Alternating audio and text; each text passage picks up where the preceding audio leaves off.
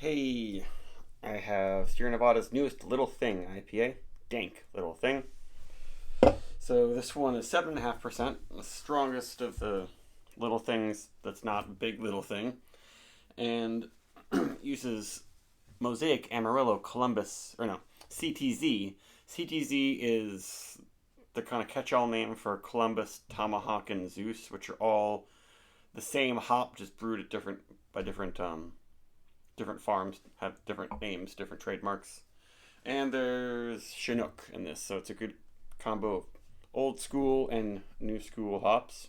I guess Amarillo's kind of in between. I think that one became really popular, I think, in the late aughts. And this is canned on October 18th, and it just showed up this week in the Boston area, which is dumb. Especially because I assume it was made in North Carolina. Well, I mean, you can get stuff across the country quickly. And I just realized here, it doesn't say it anywhere, didn't say it online, but on the side it says ale with natural flavors. They don't tell you all about that. And their website used to have the info. Now their website, it's not working, but I found the release on a different website where they gave you all this info on the hops, and it said there's Munich, two-row pale malt, oats, and wheat in it. But none of those things say anything about natural flavors or adding any fruits or anything. It's a little bit weird. And also, why is this getting close to being 2 months old? And they didn't announce it, and they announced it exactly a month ago, and then I guess this is a month and a half. Or no, more than a month and a half. And just, why am I not getting it until now? Why? What? You brewed this and then let it sit for a while, and then you made a press release about it, started releasing it. I just, like, why? But what really matters is if it's good. And the funny thing is that they made their hazy little thing, their juicy little thing, their fruity, is it fruity little thing? All these little things. And this one looks to be the haziest of them all. But they call it Dank. Dank kind of doesn't imply hazy at all. And yeah, that's, at least in this wide glass, you can't really see my finger through there. That's the haziest Sierra Nevada IPA ever, I think. And it's not called hazy. It's not called juicy. Whatever. But I'm betting it'll be not bad. That smells really good, actually. I think it's just a good combo of hops. Mosaic and Amarillo, then with those dank old school hops in there, but I'm just getting really big orange. Maybe they use orange peels. I don't know if there's I don't know what's that natural flavor is. It doesn't jump out as a weird flavoring. And the head's really nice and dense and thick. There you go. Got a little bit of a color to it, not super pale. And there's a little bit of like sweet peach in there when you really inhale.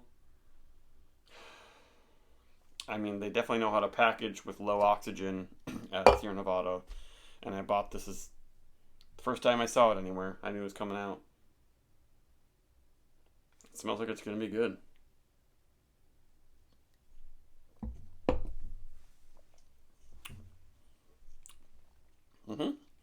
And it's 40 IBUs, so it's not that bitter, but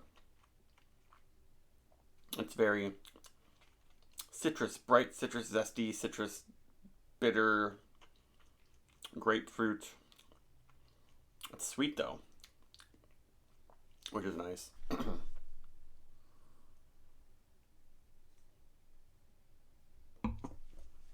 Mouth feels pretty soft. A little bit big. Seems like they probably do sort of a soft New England IPA water treatment with this one. A little bit minerally. This is very good. Hate to say it. And some pretty nice lacing happening.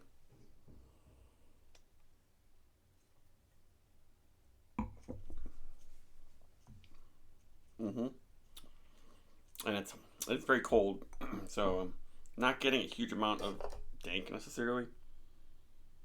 I guess there's a little bit of like a piney, a little bit of a sticky icky like kind of cannabis thing, but it's not that leafy green.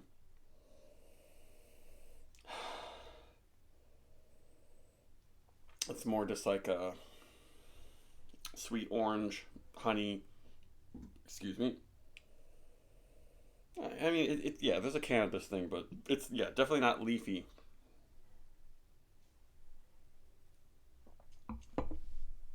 It's more like just straight up cannabis oils, I guess. That's good. That this is a very good IPA. Um, and it's kind of one that if you like any kind of IPA, you should like this. Maybe if you only like English IPA, like old-fashioned English IPA, you might not like this, but it really does bridge the gap between the haze and West Coast, because it seems like they might use their regular yeast strain. I'm not totally sure, but there's not a lot of big yeast esters and stuff.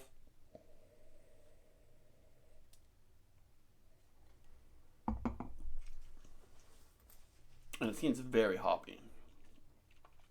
It's very prominent, and definitely a good dry hop, because the aroma is not difficult to get. But maybe that's in part because the natural flavors are adding some kind of fruitiness.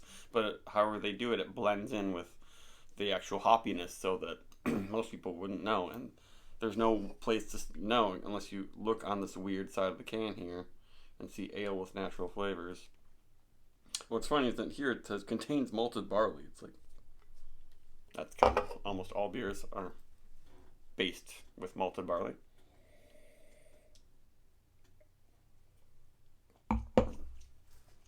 That one's nice. It's getting a little bit more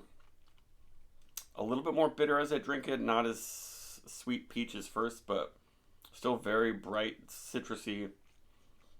Just a little bit of that grapefruit bitterness, but it's staying nice and fruity.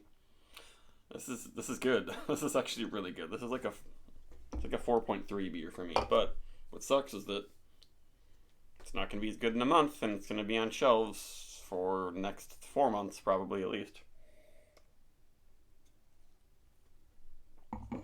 Or maybe if you have this in 3 months and you see this review, let me know that it's still good. But that would be kind of magical. It would also have to be refrigerated, which this beer, most places are not going to refrigerate. They're Sierra Nevada the whole time. And it's kind of a fun can like the other ones, but extra colors. Well, that's it. So yeah, 4.3, I'd say. Bye.